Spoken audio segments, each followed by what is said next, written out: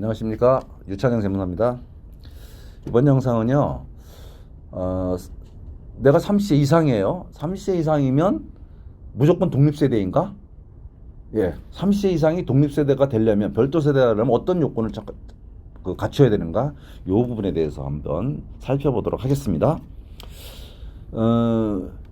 세법에 1세대라고 하는 개념이 있는데요. 그 1세대라고 하는 이때 세대는 이 부부를 전제로 한 개념이에요. 그러니까 배우자가 없으면 독립세대가 될 수가 없어요. 예. 그래서 30세 이상이라도 결혼을 하지 않았다면 독립세대를 보지 않겠다는 거예요. 그런데 무조건 이 배우자가 없다고 해서 무조건 독립세대로 인정받을 수 없느냐? 그런 것은 아니에요. 예외 규정이 있어요. 그 예외 규정을 보니까 배우자는 별도 세대를 구성한 게도 1세대로 포함한다. 무조건 배우자는, 그러니까 본인과 배우자를 합쳐서 1세대로 보는 거니까요.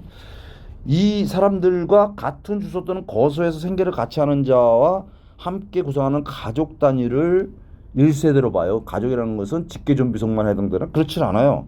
직계존비속의 직계존비속과 직계존비속의 배우자 그리고 형제자매까지를 전부 포함하는 겁니다. 그러니까 가족만 동일세대로 보는 게 아닙니다.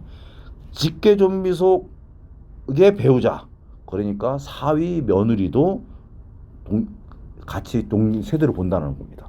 그리고 형제자매도 같이 살면, 생계를 같이 하면 동일세대로 본다라는 거예요. 이게 기본적인 세대의 개념입니다.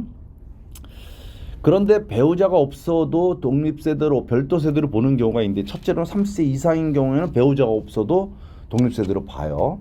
그 다음에 배우자가 있었지만 배우자가 사망하거나 이혼한 경우에도 독립세대로 봐요. 30세가 아니더라도 상관이 없습니다. 또는 30세가 아니더라도 월소득이 77만 7,924원 이상이면서 소유하고 있는 주택을 유지하고 관리하면서 독립된 생계를 유지할 수 있는 능력이 있는 경우에는 독립세대로 봐줍니다. 이때 월소득 77만 7천 원은 매년 바뀌는데, 이거는 국민기초생활보장법에 따른 기준 중위소득의 40%를 이걸 보고 그 이상인 경우에 그렇다는 거예요. 2022년도에는 중위소득이 190만 원이니까 여기 40%가 이만큼 된다는 얘기입니다. 그러니까 세대가 되려면 배우자가 있어야 되는데, 배우자가 없어도 독립세대로 보려면 30세 이상이거나, 또는 배우자 결혼했는데 이혼하거나 사별한 경우, 또는 30세가 안 됐더라도 일정한 소득이 있고 그 다음에 그 주택을 유지할 수 있는 기본적인 능력이 있으면 별도 세대로 봐주겠다라고 하는 겁니다. 그런데 그것만 가지고 되는 게 아닙니다. 그러니까 앞에 보시면 생계 독립도 있지만 주거 독립도 있고 생계 독립도 있어야 되는 거죠. 자, 그런데 독신인 30세 이상, 이게 결혼을 했다면, 그리고 별거했다면은 이거는 당연히 뭐 독립세대로 오지만, 독신인 사람이 30세 이상이에요.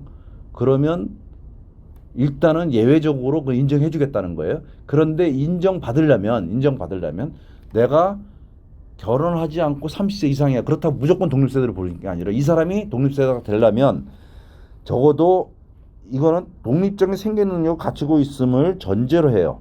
독립적인 생계 능력을 갖추고 있어요. 30세 이상이라면.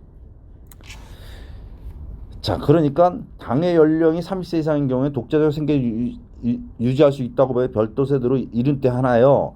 배우자가 없는 때 이를 1세대로 인정하는 취지이므로 30세 이상인 자의 경우에도 가족과 생계를 같이 하고 있는 경우에는 독립화 1세대를 이루고 있다고 볼 수 없다. 그러니까 같이 산다면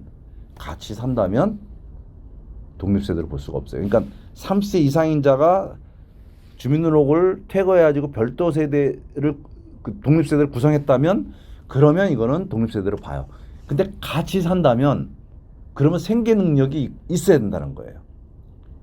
독립된 생계를 해야만 된다는 거죠. 그래서 정리해보면 만 30세 이상이거나 소득이 있다는 것만으로는 독립세대로 무조건 인정되는 것이 아니고요. 동일한 주소지가 아닌 다른 주소지에 실제로 거주하면서 살거나, 세대를 분리해서 실제 살거나, 주민으로만 따로 옮겼다고 되는 게 아닙니다. 실제로 옮겨서 살거나, 동일주에서 산다면 주거 공간이 독립되고, 그 다음에 생활 자금도 완전히 분리해서 쓸 수 있는 능력이 있어야만 독립세대로 보겠다라는 것입니다. 자, 조금 더 자세하게 본다면 부모와 떨어져서 별도로 다른 주택에 산다면 30세 이상이거나 배우자가 있는 경우는 별도 세대로 보는 것이죠. 예. 이때는 그 뭐 논란의 여지가 없습니다. 문제는 같이 살 경우의 문제예요. 같이 살 경우에. 예. 같이 살 경우에는 30세 이상이라도 가족과 생계를 같이 독립세대로 볼 수 없지만, 다만 이런 경우에는 그러나 자녀와 부모가 모두 일정한 소득이 있어서 독립적인 생계가 가능하면 별도 세대로 인정이 됩니다.